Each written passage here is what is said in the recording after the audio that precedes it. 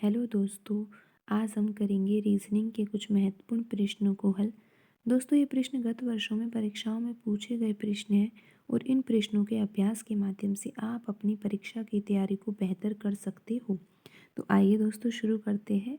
आज का पहला प्रश्न दोस्तों क्वेश्चन नंबर 15 को आज हम करेंगे और आप देख सकते हो दोस्तों यहाँ पर 3 व्रत दिए गए हैं और तीनों व्रतों के बाहर कुछ संख्याएं लिखी हुई है और दोस्तों व्रत के अंदर भी एक संख्या लिखी हुई है। आप देख सकते हो तीनों व्रतों में इसी तरीके से संख्याएं लिखी हुई है। लेकिन दोस्तों आप यहाँ पर तीसरे व्रत में अंदर एक प्रश्न चिन्ह देख सकते हो और हमें यहाँ पर ये पता लगाना है कि दिए गए ऑप्शनों में से यहाँ पर प्रश्न चिन्ह के स्थान पर कौन सी संख्या आएगी। तो आइए दोस्तों पहले हम समझते हैं कि यहाँ पर दिए गए जो ये पहला और दूसरा व्रत है इसमें जो ये संख्याएं लिखी हुई है वो किस पैटर्न से लिखी हुई है।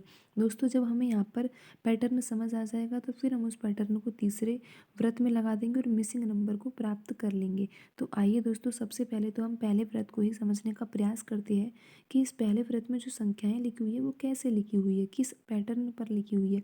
तो दोस्तों इस तरह के सवालों को हल करने का तरीका ये होता है कि यहाँ पर जो बाहर लिखी हुई संख्या आपको 4 संख्याएं दिखाई दे रही है, इन्हीं संख्याओं के द्वारा ही आपको अंदर लिखी हुई संख्या प्राप्त करनी है।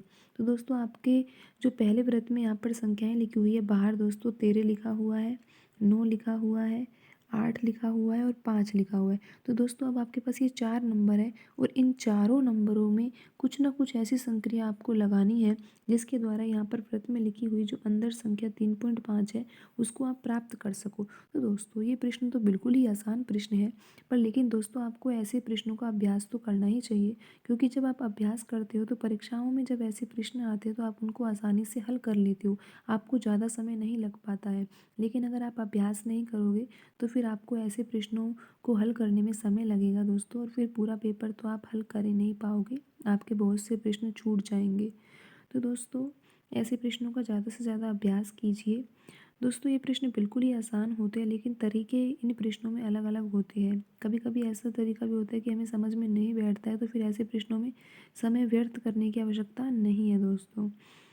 दोस्तों अब आप यहाँ पर देख सकते हो कि अगर आप इन सब संख्याओं को जोड़ते हो तो आपको क्या प्राप्त होगा। दोस्तों आप देख सकते हो 13 और 9 को जब जोड़ा जाता है तो 22 प्राप्त होता है, और 22 में 8 जोड़ने पर 30 प्राप्त होता है, और 30 में 5 जोड़ने पर 35 प्राप्त होता है। तो दोस्तों अब तो आप 3.5 के बिल्कुल नज़दीक हो। अब आपको समझ आ गया कि जब 35 यहाँ पर आ गया और 3.5 हमें प्राप्त करना है तो कैसे प्राप्त करेंगे। दोस्तों 35 में जब 10 का भाग देंगे तो हमें क्या प्राप्त होगा, 3.5 ही तो प्राप्त होगा। समझे दोस्तों।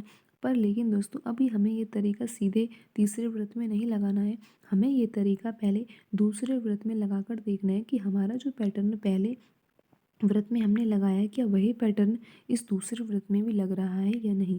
तो दोस्तों आप यहाँ पर क्या देखते हो, बाहर लिखी हुई संख्याएं आपको दिखाई दे रही है, इन संख्याओं को आपको जोड़ देना है। दोस्तों यहाँ पर बाहर लिखी संख्या है 8, 9, 7 और 12, और दोस्तों जब आप इनको जोड़ते हो तो आपको क्या प्राप्त होगा, 8 और 9 तो दोस्तों 17 होता है। 17 में जब आप 7 जोड़ते हो तो आपको 24 प्राप्त होगा, और 24 में 12 जोड़ने पर दोस्तों आपको 36 प्राप्त होगा, और 36 से 3.6 प्राप्त करने के लिए दोस्तों आपको यहाँ पर भी 10 का ही भाग देना होगा और आपको 3.6 प्राप्त हो जाएगा। बिल्कुल सही दोस्तों, ये पैटर्न पहले व्रत में भी लग गया और दूसरे व्रत में लग गया, तो तीसरे व्रत में तो हम आसानी से उस मिसिंग नंबर को प्राप्त कर ही लेंगे। दोस्तों आपको क्या करना है, बाहर लिखे हुए नंबर्स को जोड़ना है।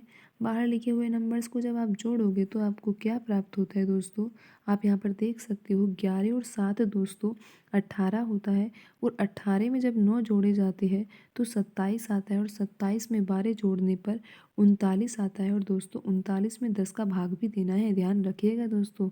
39 में 10 का भाग देंगे तो 3.9 आएगा। और आप देख सकते हो दिए गए ऑप्शनों में से दोस्तों ऑप्शन जो 2 है उसमें 3.9 ही लिखा हुआ है, और यही आपका सही आंसर होगा। तो दोस्तों आज की वीडियो में इतना ही, मिलते हैं अगली वीडियो में। धन्यवाद दोस्तों।